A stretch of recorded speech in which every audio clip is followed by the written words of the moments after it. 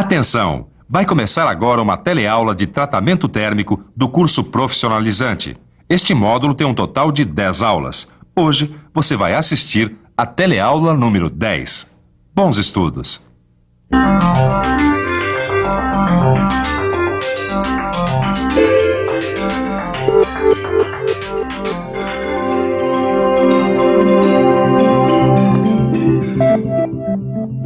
Muita gente pensa que depois que colocou o lixo para fora, o problema acabou. Fumaça, esgoto, restos de comida, papel, plásticos. Pouca gente se preocupa. Mas de uma forma ou de outra, tudo isso volta para o ambiente e acaba por afetar a nossa vida de maneira bastante forte. Dentre os produtos que o homem usa e cujos restos ele despeja no meio ambiente, há alguns que exigem cuidados especiais por serem altamente tóxicos.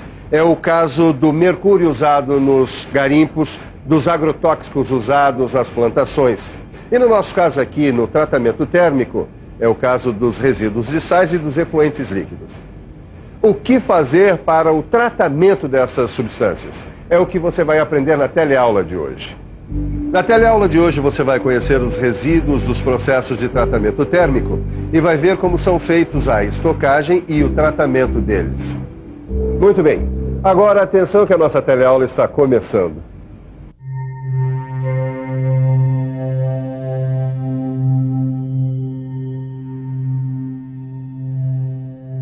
Oranias, me explica uma coisa. Nos processos de tratamento térmico, quais são as substâncias que têm que ser tratadas antes de serem devolvidas à natureza, hein? Olha, são basicamente resíduos de sais que a gente chama de sais de têmpera e os efluentes líquidos. Melhor a gente dar uma olhada nisso mais de perto. Vamos lá. Em alguns dos processos de tratamento térmico, ficam como resíduos os sais de têmpera que precisam ser armazenados e tratados. Os efluentes líquidos são os líquidos que provêm das operações de decapagem e da lavagem posterior das peças, dos tanques de desengraxe e dos tanques de lavagem das peças tratadas em banhos de sal. Então, para começar, vamos conhecer esses resíduos de sais dos vários processos de tratamento térmico, conversando aqui com o professor Ariel, que é engenheiro dessa indústria. Professor.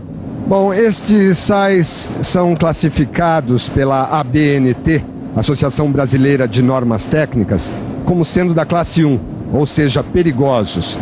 Eles não podem ser jogados no solo nem em água. E o que é indicado fazer com esses sais? Bom, o indicado é que seja feito um tratamento de neutralização desses sais numa unidade de tratamento específica para isso. Caso isso não seja possível, esses sais devem ser armazenados adequadamente até que se possa fazer esse tratamento. E esses sais aí têm que ser armazenados em tambores, é? Os sais e os resíduos de sais precisam ser acondicionados em tambores fechados, ó. Dá uma olhada aqui, ó. Essa aqui é uma unidade de armazenamento dos sais e dos seus resíduos. E esses resíduos devem ser bem estocados nesses tambores aqui, ó. São tambores de aço. E eles devem ser acondicionados conforme o grupo a que pertencem. Tá bom, e que grupo é esse? Bom, existem dois grupos principais, ó. O grupo 1, que contém principalmente cianetos e bário, e o grupo 2, que contém os nitritos, nitratos e soda cáustica em pedaços. Perfeito. O armazenamento dos sais e dos seus resíduos segue normas rígidas de segurança, pois um acidente com essas substâncias causaria sérios danos.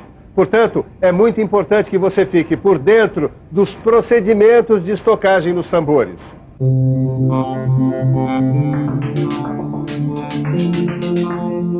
É recomendado que o acondicionamento seja feito em tambores de aço com capacidade para 200 litros de material seco. A carga deve ser ensacada em plástico e tampada. A tampa deve ser cintada com dispositivo de segurança e não soldada ao tambor. Os tambores devem ser identificados. Nessa identificação, deve ficar claro se os resíduos são do grupo 1 ou do grupo 2. Deve constar o nome da empresa responsável e o peso líquido do material. Os tambores do grupo 1 devem ser pintados de vermelho. Para resíduos do grupo 2, os tambores devem ser pintados na cor amarela. As condições de armazenamento são muito importantes. A área de armazenamento deve ser coberta e bem ventilada, e seu piso deve ser de concreto ou outro material que impeça a infiltração das substâncias no solo. Os outros resíduos dos processos de tratamento térmico são os efluentes líquidos. Ariel, esses efluentes líquidos, eles trazem que elementos tóxicos? Basicamente, esses efluentes carregam cianetos, ferro, bário. Eles devem ser retirados dessas águas até que elas tenham novamente um alto grau de pureza. Ariel, mostra pra gente alguns dos processos que acontecem no tratamento de efluentes. Os cianetos são eliminados através da oxidação, mas isso não é visível. Já com o bário acontece o seguinte.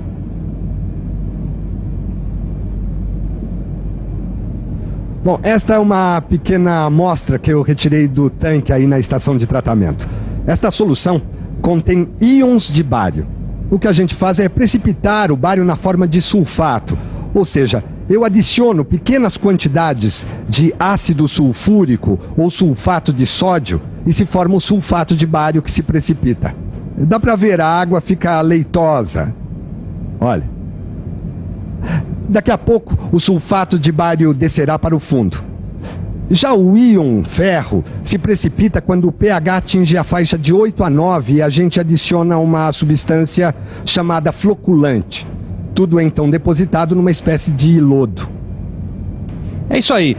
O que acontece, basicamente, é que os vários elementos vão sendo precipitados e depositados num lodo. Bom, o processo completo que acontece numa estação de tratamento, você vai conhecer daqui a pouco. O que a gente vai conhecer agora são os dois tipos de efluentes líquidos. Dois tipos de efluentes líquidos são gerados nos processos de tratamento térmico: os efluentes líquidos ácidos e os efluentes líquidos básicos. Tá bom, mas eles chegam separados na estação de tratamento? Chegam, eles são gerados em processos diferentes. Os efluentes líquidos ácidos vêm das operações de decapagem e da lavagem posterior das peças.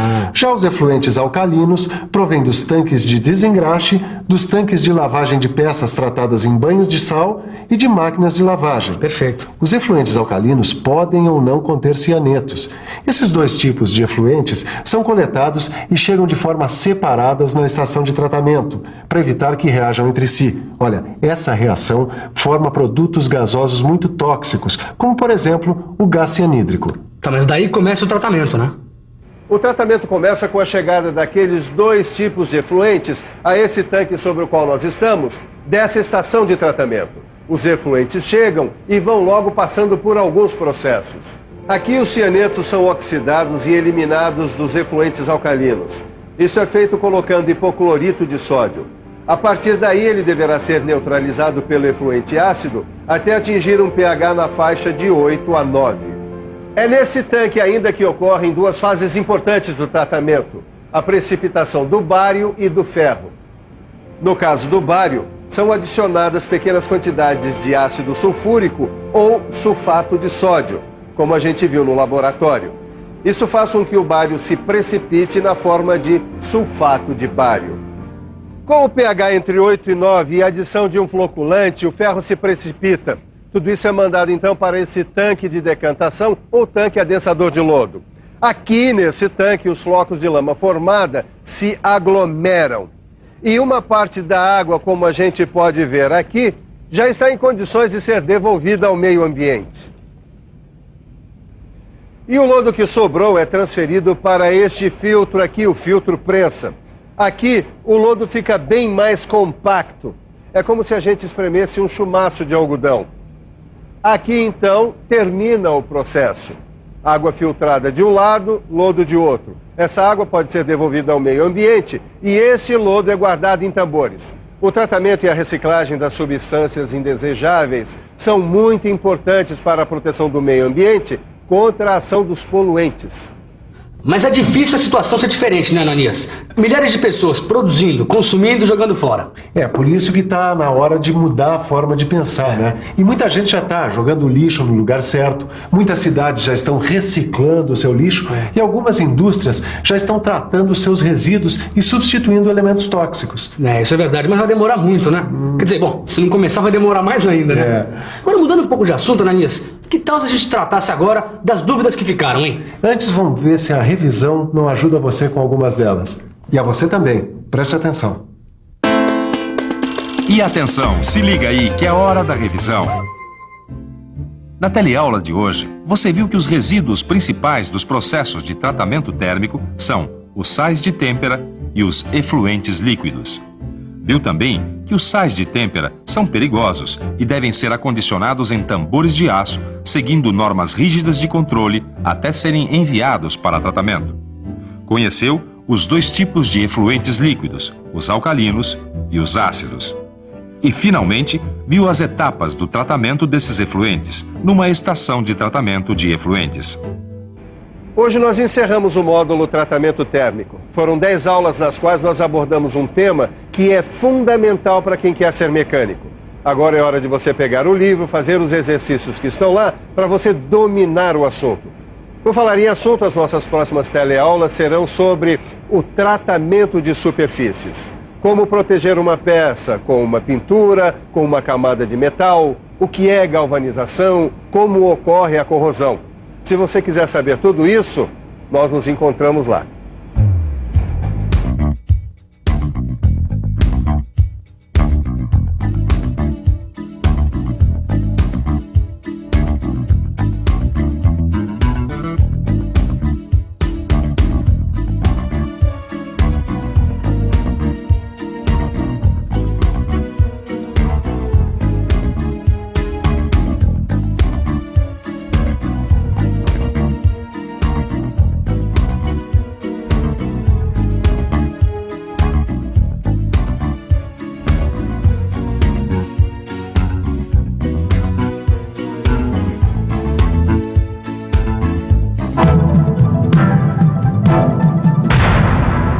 Telecurso 2000, um programa de educação do Sistema Fiesp e da Fundação Roberto Marinho.